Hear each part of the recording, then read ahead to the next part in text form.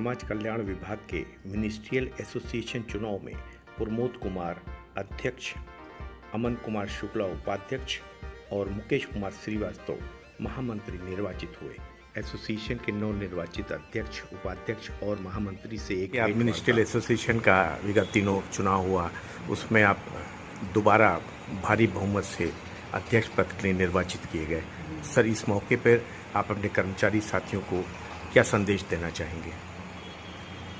सर्वप्रथम कर्मचारियों का आभार व्यक्त करते हैं कि उन्होंने दोबारा हमको भारी बहुमत से विजयी बनाया है एवं उनको आश्वस्त करना चाहेंगे कि कर्मचारियों के की जो भी समस्याएं हैं, चाहे किसी क्षेत्र की हों, उनका त्वरित निवारण कराएंगे। निदेशक महोदय से वार्ता करके, अन्य अधिकारियों से वार्ता करके उनका समय से निस्तारण कराएंगे।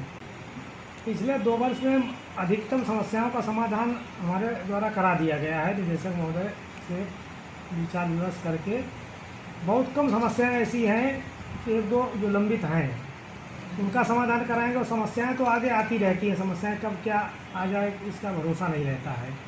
उसके लिए अधिकारियों से समन्वय स्थापित करके सौहार्दपूर्ण वातावरण में समस्याओं का समाधान कराया जाएगा। कर्मचारियों से भी अनुरोध होगा कि पूरी ईमानदारी से, सही से अपना कार्य करें। जो भी समस्याएं हैं हम लोगों की यूनियन के समक्ष रखें, उनका समय से निस्तारण कराया जाएगा।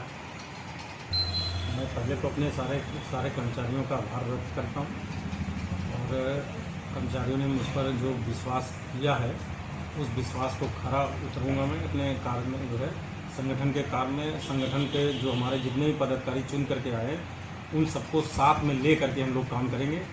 कहीं भी किसी भी कर्मचारी की कोई भी समस्या किसी भी समय आती है, उसके लिए हम लोग तुरंत जो है निर्णय लेंगे और उसके बाद डायरेक्टर साहब से बात करके उसको समस्या का निराकरण कराएंगे। तो रेगुलर कर्मचारी होता है, वो जितनी निष्ठा से काम करता है और जितनी मेहनत से काम करता है, उतना हमारा जो है जो आउटसोर्सिंग का कर्मचारी काम तो करता है लेकिन उसके ऊपर कोई जिम्मेदारी नहीं रहती। और हमारे कर्मचारियों के ऊपर जो रेगुलर कर्मचारी है उसके ऊपर पूरी जिम्मेदारियां होती हैं। उस पर कोई भी अधिकारी कोई भी निर्णय या कोई भी कुछ भी निर्णय लेने के लिए वो बाध्य होता है।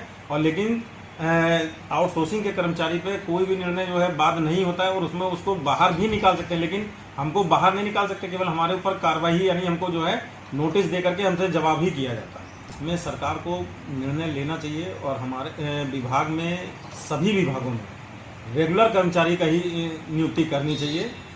आउटसोर्सिंग के कर्मचारियों पर जैसे उनकी सरकार की भी अपनी मंशा है कि ज़्यादा से ज़्यादा जनता को जो है सेवा का मौका दिया जाए, उनको उसमें जोड़ा जाए और उनसे कार्य लिया जाए। लेकिन सरकार को ये इस पे ज़्यादा फोकस करना होगा कि हम जो कर्मचारियों से काम लेते हैं, रेगुलर कर्मचारी हमारा जिस तरह से काम करता है उस तरह से हमारा जो है आउटसोर्सिंग कर्मचारी काम नहीं करता। लेकिन सरकार इसको एकदम भ्रमित कर रही है और जो है आउटसोर्सिंग के कर्मचारियों के, क्योंकि उनको कम से कम वेतन पे रखते हैं, लेकिन उनकी उतनी जिम्मेदारी नहीं होती। हमारे कर्मचारियों को जो वेतन मान दिया जाता है, जो वेतन मिलता है, उस पर वो पूरी निष्ठा से काम करता है। पुरानी पेंशन वाली के लिए हम यही कहेंगे कि सरकार को इस पर विचार करना चाहिए कि जब नेता हमारे जो है, चाहे सांसद हो चाहे विधायक हो, एक भी बार अगर वो जीतते हैं, एक पेंशन के हकदार हो जाते हैं, चाहे वो क्या कहते हैं विधायक में जीतें या सांसद में जीतें या हमारे जो है उसमें क्या बोलते हैं नगर पालिका में जीतें या पार्षद वहाँ पे जीतें, तो उनकी पेंशन उतनी बनती जाती है। लेकिन हम कर्मचारियों को जो इतने साल विभाग को सेवा, सरकार को सेवा देते हैं, उनकी पेंशन बंद कर दिए, ये गलत है। या तो वो अपनी पेंशन को भी बंद कर दें और या तो फिर हम कर्मचारियों की भी पेंशन दें। हम लोग इतनी निष्ठा से काम करते हैं, 40 साल काम करते हैं, लेकिन वो नेता तो मान लीजिए आज सरकार चल रही है, अगर कल सरकार भंग हो गई तो उनकी पेंशन तो बंद जाती है। इस पर भी सरकार को विचार करना चाहिए।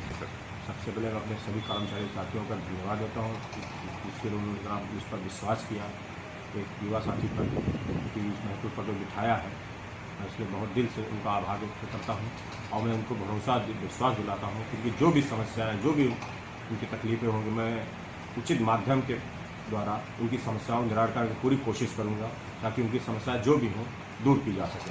मैं आपसे इसलिए अनुरोध कर रहा हूँ, मैं अपने युवा साथियों से भी अनुरोध करता हूँ कि कि वो आगे बढ़ चढ़ कर, क्योंकि वो हमारा ही भविष्य है ओपीएस का लाने का, ताकि जो हमारे ओपीएस से लड़ रहे हैं हम उनका साथ दें, वो आगे बढ़ें, उनको पीछे चल कर उनका साथ दें, उनकी हिम्मत बढ़ाएं, ताकि हमारी भी पेंशन हमको भी आगे बढ़कर ये सब लाभ मिल सके। नहीं तो अगर हम नहीं लड़ेंगे तो लड़ेंगे तभी जीतेंगे, तभी मिलेगा, बिना लड़े कुछ नहीं मिलने वाला सरकार से। तो आप भी सहमत हैं? बिल्कुल, मैं 100% सहमत हूँ, ओपीएस आनी चाहिए।